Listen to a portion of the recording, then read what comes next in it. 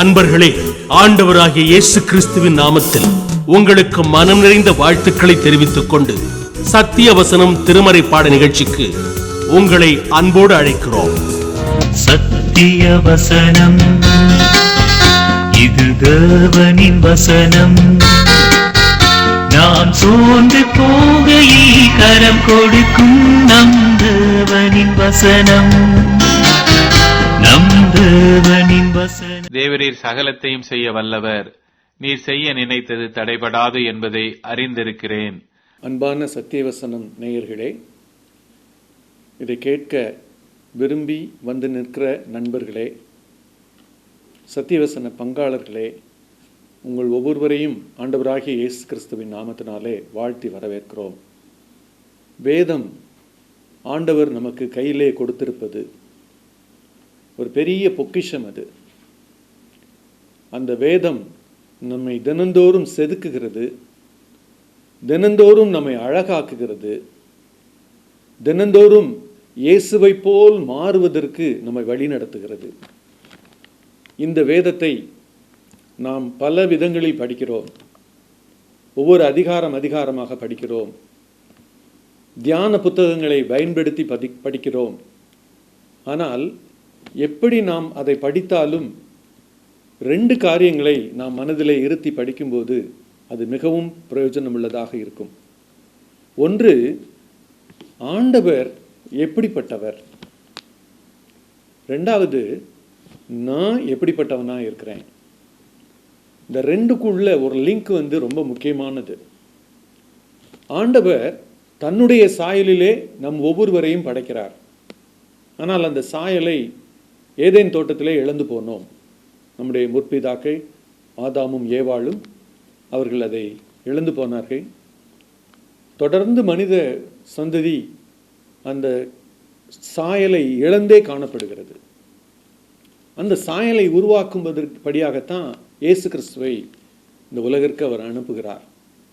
இயேசு கிறிஸ்து வேத வசனங்களின் மூலமாக நம்மை தினமும் மாற்ற விரும்புகிறார். வேதத்திலே யோனா பகுதியிலே முதல் 3 அதிகாரங்களில் நாம் என்ன வாசிக்கலாம் என்றால், யோனாவுடைய கீழ்ப்படியாமை, திரும்ப கீழ்ப்படிதலுக்கு வந்தது, திரும்ப மீண்டும் கடவுள் அவனை பயன்படுத்தியது. இதை வாசித்து நாம் அறிந்து கொள்கிறோம். ஆனால் 4வது அதிகாரத்திலே இன்னொரு முக்கியமான செய்தி அங்கே அடங்கி இருக்கிறது. இந்த 4ஆம் அதிகாரத்தின் செய்தியை நாம் இந்த நாளிலே கேட்கலாம். இந்த 4ஆம் அதிகாரம் மிக முக்கியமான ஒரு செய்தியை நமக்கு சொல்லுகிறது. பொதுவாக வேதத்தை வாசிக்கும்போது சில பகுதிகளை ஆர்வத்தோடு வாசிப்போம், சில பகுதிகளை ஏனோ தானோ என்று வாசிப்போம். ஆனால் எந்த பகுதியை வாசித்தாலும் கர்த்தர் நம்மோடு பேச ஆயத்தமாக இருக்கிறார். ஆனால் அதற்கு தடையாக இருக்கிறது எது தெரியுமா?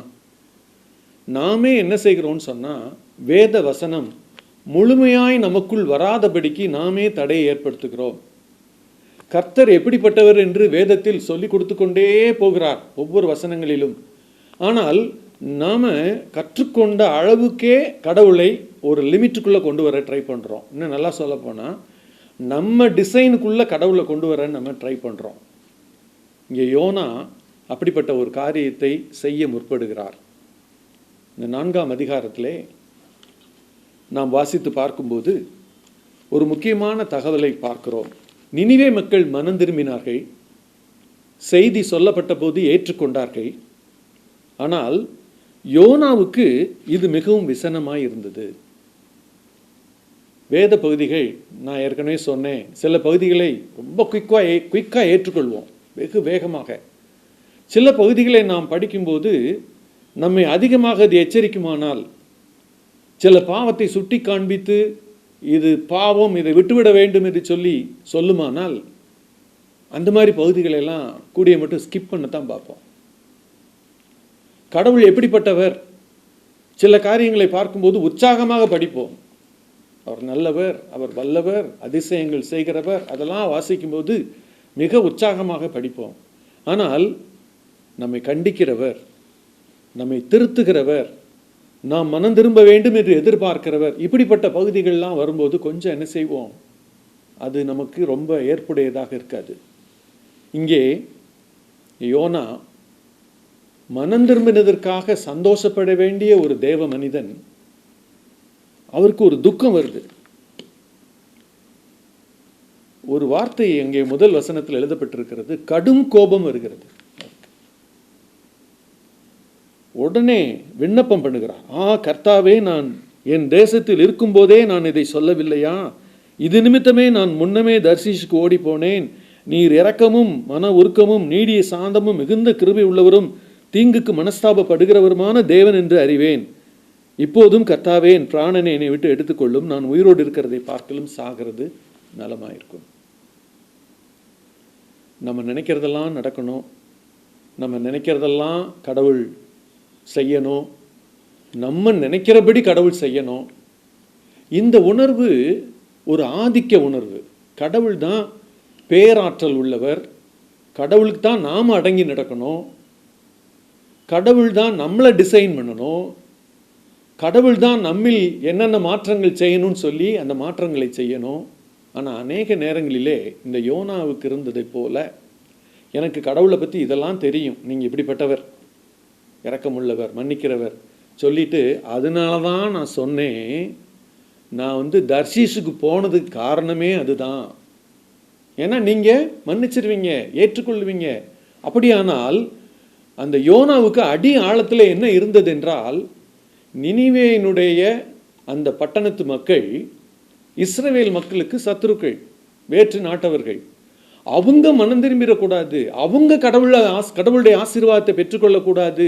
அப்போ நம்ம என்ன நினைக்கிறோன்னா, சிலரை பார்த்து இவங்களாம் வந்துட்டா நல்லா இருக்கும், மனம் திரும்பிட்டா நல்லா இருக்கும்னு எதிர்பார்க்குறோம். சிலரை பார்த்து என்ன நினைக்கிறோன்னா, இவங்கெல்லாம் மனம் திரும்புறது கஷ்டம், இவங்கெல்லாம் வரமாட்டாங்க, இவங்கெல்லாம் வரக்கூடாது, அப்படி டிசைன் பண்ணுறோம். ஆனால் வேதம் சொல்லுகிறது, ஆண்டவர் எல்லாரையுமே மனம் திரும்ப அழைக்கிறார். அனைவருமே வரணும், எல்லாருமே மனம் திரும்பணும். அதுக்காகத்தான் ஆண்டவர் தேவனுடைய மனிதர்களை உருவாக்குகிறார். முதல் 2 குறிப்பை நான் சொல்ல விரும்புகிறேன். முதல் குறிப்பு, ஆண்டவர் என்ன சொன்னாலும் செய்வேன் என்று தீர்மானிக்கிற மனிதனே தேவனுக்கு ரொம்ப விருப்பமான மனிதன். தேவனுக்கு ரொம்ப பிடிக்கும் அவங்கள. நீங்கள் ஆதியாகமம் 12வது அதிகாரம் முதல் 3 வசனங்களை எடுத்து வாசித்து பார்ப்பீங்கன்னா, நான் காண்பிக்கும் தேசத்துக்கு புறப்பட்டு போ. ஆண்டவர் ரொம்ப மேப்பெல்லாம் கொடுக்கல, இந்த தேசம் எந்த வழியாக போகணும் கொடுக்கல. எல்லாம் ஆண்டவர் சொன்ன வார்த்தையை அப்படியே நம்பி அவர் கிளம்பி வர்றாரு. பாருங்க என்ன வகையான ஒரு கீழ்ப்படிதல். ஆண்டவர் நான் என்ன சொன்னாலும் கேட்பேன், எங்கே போக சொன்னாலும் போவேன், யாரை சந்திக்க சொன்னாலும் சந்திப்பேன். ஆனால் இந்த யோனாவிடம் அப்படிப்பட்ட ஒரு ஒரு ஒரு ஃப்ரீ ஒபீடியன்ஸ் இல்லை. எல்லாத்துக்கும் நான் ஒபே பண்ணுவேன்ற மாதிரி இல்லை. அவர் எப்படி வச்சிருக்கிறாருன்னா, அவர் ஒரு டிசைன் உள்ள வச்சிருக்கிறாரு. நினிவே மக்களா வேண்டாம், வேறு ஒரு மக்களா நான் போவேன், இந்த இடமா நான் போவேன், இந்த இடத்துக்கு போக சொன்னால் போக மாட்டேன். ஆண்டவர் நம்ம என்ன எதிர்பார்க்கிறார் என்று சொன்னால், ஒரு தேவனுடைய மனிதன் எந்த ஒரு நிபந்தனையும் விதிக்காமல் ஆண்டவர் சொல்லுகிற வார்த்தைக்கு கீழ்ப்படியணும். இது ஆண்டவர் தேவனுடைய மனிதனிடம் எதிர்பார்ப்பது. ஆனால் இங்கே இந்த யோனா என்ன செய்கிறாருன்னு சொன்னால், மனஸ்தாபப்படுகிறார், கோபப்படுறாரு. நான் இதனால தான் இப்படிலாம் செய்வீங்கன்னு சொன்னேன், நான் இதுக்கு தான் வேறு இடத்துக்கு போனேன் அப்படின்னு சொல்கிறாரு. நீங்கள் பழைய ஏற்பாட்டில் இதை வாசிக்கிறோம். புதிய ஏற்பாட்டில் நீங்கள் மத்தேயு 16வது அதிகாரத்துக்கு வந்தீங்கன்னா, பேதுரு ஆண்டவரோடு உரையாடி கொண்டிருப்பார். ஆண்டவர் சொல்லுவார், நான் மரிக்கணும், சிலுவைக்கு போகணும், மீண்டும் உயிர் தெழுதணும், கடவுள் ரட்சிப்புக்கான திட்டத்தை வைத்திருக்கிறார் அப்படின்னு மீன் பண்ணி தனக்கு நடக்க போகிற காரியத்தை சொல்லுவார். ஆனால் பேதுரு என்ன செய்வார் தெரியுமா? அவரை கூப்பிட்டு போய் இப்படி சொல்லாதீங்க, கடிந்து கொள்ள தொடங்குவார், கடவுளையே கடிந்து கொள்ள தொடங்குவார். இப்படி உமக்கு நேரிடாது, இதெல்லாம் நடக்காது. ஸோ பேதுரு என்ன டிசைன் பண்ணுறாரு, அவர் இயேசு கிறிஸ்து அற்புதங்களை செய்து கொண்டே போக வேண்டும், சிலுவைக்கெல்லாம் போக வேண்டிய அவசியம் இல்லை, அது அவருடைய டிசைன். அதுபோல் இங்கே யோனா என்ன செய்கிறாருன்னா, டிசைன் பண்ணுறாரு கடவுளை. அவர் இந்த மக்களை தான் சந்திக்கணும், இந்த மக்களை சந்திக்கக்கூடாது, இந்த மக்கள் தான் மனம் திரும்பணும், இந்த மக்கள் வேண்டாம். ஆண்டவர் உலகத்தில் உள்ள எல்லாரையும் நேசிக்கிறார். ஆண்டவர் ஒவ்வொருத்தருமே அவர்கிட்ட வரணும்னு விரும்புகிறாரு.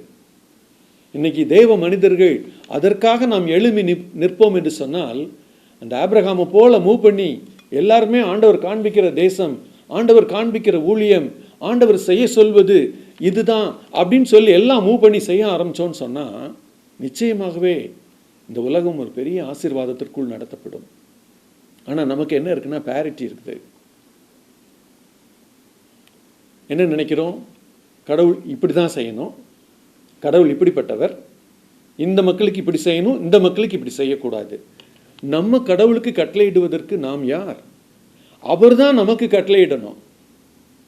இன்னைக்கு அநேக நேரங்களிலே கடவுளுடைய சந்நிதியில் நிற்கும்போது, நீங்கள் பிரசங்கி 5வது அதிகாரத்தை வாசித்து பார்ப்பீங்கன்னா, நம்முடைய வார்த்தைகள் எல்லாம் மிக கவனமாக இருக்க வேண்டும். ஏனென்றால் தேவன் வானத்தில் இருக்கிறார், நம்ம பூமியில் இருக்கிறோம். 2வது குறிப்பு நான் சொல்ல விரும்புவது, ஆண்டவருடைய உணர்வை புரிந்து கொண்ட தேவ மனிதர்களை ஆண்டவர் விரும்புகிறார். ஆண்டவர் ஒரு ஒரு காரியத்தை மனசில் நினைக்கிறாரு, அவருடைய உணர்வு ஒன்றை நினைக்கிறது, அதை நமக்கு எப்படியாவது கம்யூனிகேட் பண்ணணும்னு நினைக்கிறாரு. இப்போ பார்த்தீங்கன்னா, யோனாவை அப்படியே ஆண்டவர் விட்டுறல. அந்த மக்கள் மனம் திரும்பினது இவருக்கு ரொம்ப ஏற்புடையதாக இல்லை, அப்படியே விட்டுறல. என்ன செய்கிறாருன்னா, அவருக்கு பக்கத்திலே வந்து ஒரு ஆமணக்கு செடியை அங்கே வளர வச்சு, அந்த ஆமணக்கு செடியிலிருந்து ஒரு நிழலை கட்டளையிட்டு, இப்போ யோனாவை பார்க்குறாரு. அந்த யோனா அந்த ஆமணக்கு செடியின் நிழலிலே சந்தோஷப்பட்டான் என்று எழுதியிருக்கிறது.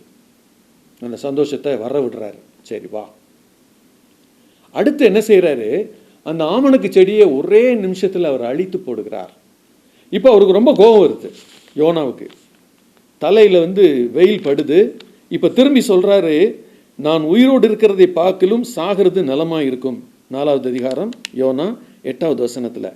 அப்போ ஆண்டவர் சொல்கிறாரு, நீ இந்த யோனா கடவுளுடைய மனுஷனாக்கிய நீ இந்த ஒரு செடி, உனக்கு நிழல் தருகிற செடி அழித்து போடப்பட்டதுனால வேதனைப்படுற, வருத்தப்படுறியே. நான் செடிக்காகவே நீ பரிதாபப்படுற, நான் இந்த உலகத்தில் உள்ள ஒவ்வொருத்தர் மேலும் அன்பும் பரிதாபமும் நான் ஏன் படக்கூடாது? இந்த உலகத்தில் உள்ள எல்லாருமே மனம் திரும்பணும், எல்லாருமே ஆண்டவரை ஏற்றுக்கொள்ளணும் அப்படின்னு சொல்லி கடவுள் நினைக்கிற அந்த நினைவை நாம் எத்தனை பேர் வந்து ஆதரிக்கிறோம், அந்த உணர்வை புரிந்து கொள்கிறோம், அந்த உணர்வின்படி செயலாற்றுகிறோம்? அநேக நேரங்களில் அது நமக்கு என்னவா இருக்குதுன்னு சொன்னால் கஷ்டமாக இருக்குது. ஏன்னா நம்ம ஒரு சர்க்கிள் வரைகிறோம், கடவுள் இந்த சர்க்கிள்குள்ளே இருக்கணும், கடவுள் இப்படிப்பட்டவராக இருக்கணும். வேதத்தில் முழுசாக சொல்லப்பட்டிருக்குது, அவருடைய தன்மைகள் ஏராளம். நம்ம படிக்கிறது கொஞ்சம், வெளிப்படுத்தப்பட்டது கொஞ்சம். கடவுளுடைய தன்மைகளை புரிந்து கொள்ளணும்னு சொன்னால் நமக்கு தரப்பட்டிருக்கிற ஞானம் காணாது. அந்த அளவுக்கு அவருடைய தன்மைகளில் சிறந்தவர் அவர். ஞானத்திலும் சரி, வல்லமையிலும் சரி, செயல்படுவதிலும் சரி, எல்லாவற்றிலும் அவர் சிறந்தவர். ஆனால் நம்ம என்ன பண்ணுறோம் அப்படின்னு சொன்னால், நமக்கு தெரிந்த பகுதிகளுக்குள்ளாகவே நாம் அவரை பார்த்து, நமக்கு தெரிந்த பகுதிகளுக்குள்ளாகவே கடவுளை அடக்கிவிட நினைக்கிறோம், அல்லது அதுக்குள்ளே ஃபிக்ஸ் பண்ண நினைக்கிறோம். என்றைக்குமே கடவுள் ஒன்றை மாற்றி செய்ய நம்மை சொல்வாரானால் செய்ய ஆயத்தமாக இருக்கிறோமா? எனக்கு அடிக்கடி நினைவுக்கு இருக்கிற ஒரு மனிதர் வேதாகமத்திலே, நோவா. மழையே இல்லாத காலம், வெள்ளம்னா என்னன்னு தெரியாத காலம். ஆண்டவர் அவரை பார்த்து சொல்கிறாரு, நான் சொல்கிற மாதிரி இந்த மரத்தை எடுத்து இந்த மாதிரி ஒரு அமைப்பில் ஒரு பேழையை செய் அப்படின்னு சொல்கிறார். ஆண்டவர் சொல்கிற மேட்ரு ஏன் புரியல, ஆனால் சொல்கிறார். இதுதான் நம்ம கவனிக்க வேண்டிய முக்கியமான பகுதி. சில நேரங்களில் ஏன் செய்கிறேன் என்பதை ஆண்டவர் பிறகு சொல்வார், முதல்ல சொல்ல மாட்டார். இங்கே இந்த மனிதர் என்ன செய்கிறார் தெரியுமா? ஆண்டவர்கிட்ட நீங்கள் ஏன் இதை செய்கிறீங்கன்னு அவர் கேட்கவே இல்லை. ஆண்டவர் சொன்ன அளவின்படி சொன்ன எல்லாவற்றையும் செய்கிறார். அந்த மக்கள் கேலி பண்ணுறாங்க. ஏன்னா மழையே இல்லாத இடத்துல, வெள்ளமே என்ன, வெள்ளம்னா என்னன்னு தெரியாத இடத்துல அவர் அதை செய்கிற போது மக்கள்லாம் என்ன செய்கிறாங்க? அவரை கேலியாக தான் பார்க்குறாங்க. ஆனால் நோவா இவங்க கேலி பேச்சு, இவங்க ஏளனமாக பார்க்குறாங்கங்கிறது எதையுமே கவனத்தில் சொல்லலை. என் தேவன் செய்ய சொல்லிட்டாரு, என் தேவன் எனக்கு என்ன செய்ய சொன்னாலும் நான் செய்வேன். அந்த ஒரு கமிட்மெண்ட் அந்த அர்ப்பணிப்பு சிறந்த அர்ப்பணிப்பு. இன்றைக்கு அப்படிப்பட்ட அர்ப்பணிப்பு குறைவதனாலே நாம் அநேக நேரங்களில் இந்த யோனாவை போலவே கடவுள் மேலே நம்ம கோபம் வந்துடுது. இதையே ஆண்டவர் செய்யலை, இதையே ஆண்டவர் இப்படி செய்யலை, இப்படி நாம் அநேக நேரங்களில் நினைக்கிறோம். இந்த அருமையான செய்தியை கேட்டுக்கொண்டிருக்கிற யாராகிலும் தங்களுடைய வாழ்க்கையில் நடந்த காரியங்களிலே பல கேள்விகளை கேட்டு, ஆண்டவர் ஏன் எனக்கு இப்படி செய்தார், ஏன் எனக்கு இது நடந்தது, இப்படிப்பட்ட கேள்விகளில் அதிகமாக கவனத்தை செலுத்தும் சூழ்நிலையிலே ஒன்றை சிந்தித்து பார்க்கலாம். அது நல்லது. என்ன சிந்தனை தெரியுமா? ஆண்டவர் எல்லாரையும் நேசிக்கிறாரு. என்னையும் உங்களையும் நேசிக்கிறது போல எல்லாரையும் அவர் நேசிக்கிறாரு. ஆண்டவர் நேசிக்கிற அந்த அன்பு மிக பெரிய அன்பு. அது வித்தியாசம் இல்லாத அன்பு, எல்லாரையும் நேசிக்கிற அன்பு. இந்த அன்பு ஆண்டவர் எல்லாருக்கும் கிடைக்கணுங்கிறதுக்காகத்தான் இயேசு கிறிஸ்துவ இந்த உலகத்துக்கு அனுப்பினார். அந்த யோனா புத்தகத்தினுடைய கடைசி வார்த்தை இப்படி முடிகிறது. எப்படி? வலதுகைக்கும் இடதுகைக்கும் வித்தியாசம் தெரியாத 120,000 பேருக்கு அதிகமான மனுஷரும் அநேக மிருக ஜீவன்களும் இருக்கிற மகா நகரமாகிய நினிவேக்காக நான் பரிதபியாமல் இருப்பேனோ. இந்த செய்தியினுடைய இந்த சாராம்சம், கடவுள் யாரை பார்த்து பரிதாபம் கொள்கிறாரோ அவர்களை பார்த்து எனக்கும் ஒரு பரிதாபம் வர வேண்டும். கடவுள் யாருக்கு ஒரு உதவியை செய்ய சொல்லுகிறாரோ அவர்களுக்கு அந்த உதவியை நான் செய்கிறவனாக மாற வேண்டும். கடவுள் சொல்லுகிறதை கவனிப்பதும் அதற்கு கீழ்ப்படிவதும் மாத்திரமே என்னுடைய கடமை என்று நினைக்கணும். அநேக நேரங்களில் கடவுளை நாம் போய் பார்த்து இப்படி செய்யுங்க, அப்படி செய்யுங்க, இப்படி செய்யாதீங்க, அப்படி செய்யாதீங்க, இந்த உணர்வு கடவுளை பொறுத்தளவுல நாம் என்ன செய்கிறோம் என்று சொன்னால், இந்த யோனாவை போல ஒரு சின்ன வட்டத்துக்குள்ளே வைக்க விரும்புகிறோம். கடவுள் எப்படிப்பட்டவர்? ரொம்ப பிராட் மைண்ட் உள்ளவர். அவர் இந்த உலகத்தில் எல்லாரும் அவருக்கு வேணும், உலகத்தில் எல்லாரையும் அவர் நேசிக்கிறாரு, எல்லாருக்கும் அவருடைய அன்பு வேணும், எல்லாருக்கும் அவருடைய அன்பு போகணும். இன்னைக்கு ஒரு தீர்மானம் எடுப்போமா? நான் மற்றவர்களுக்காக ஜெபிக்கும்போது எந்த வித்தியாசமும் பார்க்காம எல்லாரும் ஆண்டவர்கிட்ட வரணும், எல்லாரும் ஆண்டவருடைய அன்பை புரிந்து கொள்ளணும், எல்லாருக்கும் அவருடைய அன்பு தேவை. அதுக்கு என்னை ஆண்டவர் என்ன செய்ய சொல்கிறாரோ அதை நான் செய்யணும். ஆபிரகாம் செஞ்சார், நோவா செஞ்சார். வேதத்தில் காணப்படுகிற தேவனுடைய மனிதர்கள் எல்லாம் கடவுளுடைய உணர்வை புரிந்து கொண்டார்கள். ஆனால் யோனாவுக்கு இந்த ஆமணக்கு செடியை காமிச்சும் கூட அவர் கடைசியில் என்ன ஆனார்னு நாங்கள் சொல்லப்படலை வேதத்தில். ஆனால் ஆண்டவர் அவருக்கு காண்பித்து கொடுத்ததோடு அந்த பகுதி முடிவடைகிறது. இந்த நாளிலே இந்த யோனாவை போல ஏதாவது ஒரு காரியத்தில் நம்ம கோவப்பட்டிருப்போம்னு சொன்னால் ஆண்டவர் மேலே, ஆண்டவர் ஏன் இப்படி செய்தார் என்று கோவப்பட்டிருப்போம்னு சொன்னால், இன்றைக்கி ஆண்டவருடைய சமூகத்துக்கு வருவோம். ஆண்டவரே, நான் உண்மை அந்த மாதிரிலாம் சொல்கிறதுக்கு எனக்கு என்ன இல்லை, எந்த உரிமை இல்லை ஆண்டவரே, நீர் எல்லாரையும் நேசிக்கிற தேவன், இந்த உணர்வு எனக்கு தாரும் ஆண்டவரே என்று சொல்லி கேட்போமா? ஜெபிப்போம். எங்களை அதிகமாக நேசிக்கிற எங்கள் அன்பின் பரம தகப்பனே, இந்த நாளிலே நாங்கள் எல்லாரையும் நேசிக்கிற தேவன் நீர். அதற்காகத்தான் எங்களுக்கு சில கட்டளைகளையும் சில செய்ய வேண்டிய காரியங்களையும் சொல்லி இதை செய் என்று சொல்லுகிற தேவன். ஆனால் அநேக நேரங்களிலே உம்முடைய அந்த நோக்கத்தை நாங்கள் அறியாதவர்களாக, நீங்கள் சொன்னதுபடி நான் ஏன் செய்யணும் அப்படின்ற மாதிரி நாங்கள் யோசிக்கிறோம். அநேக நேரங்களில் இந்த ஆபிரகாமை போல கீழ்ப்படிதல் எங்களுக்கு இல்லாமல் இருக்குது. அநேக நேரங்களில் இந்த நோவாவை போல கீழ்ப்படிதல் எங்களுக்கு இல்லாமல் இருக்குது. அநேக நேரங்களிலே இயேசுவாகிய நீர் பிதாவுக்கு எப்படி கீழ்ப்படிந்தீரோ அந்த மாதிரி கீழ்ப்படிதல் எங்களுக்கு இல்லாமல் இருக்குது. இன்றைக்கி நாங்கள் அன்கண்டிஷனலாக அந்த கீழ்ப்படிதலுக்கு நேராக வர உதவி செய்யும். நீர் எல்லாரையும் நேசிக்கிறீர், எல்லாருக்காகவும் பரிதபப்படுகிறீர் என்று சொல்லி நாங்கள் புரிந்து கொள்ளும் அந்த உணர்வை தாரும். நாங்கள் எல்லாரையும் நேசிக்கக்கூடிய கிருபை எங்களுக்கு தாரும். உமக்கு நன்றி செலுத்துகிறோம். தொடர்ந்து உண்மையிலே வளர நீர் உதவி செய்யும். இயேசு கிறிஸ்துவின் இனிய நாமத்தில் ஜெபத்தை ஏறெடுக்கிறோம் எங்கள் ஜீவனுள்ள நல்ல பரம தகப்பனே. ஆமேன்.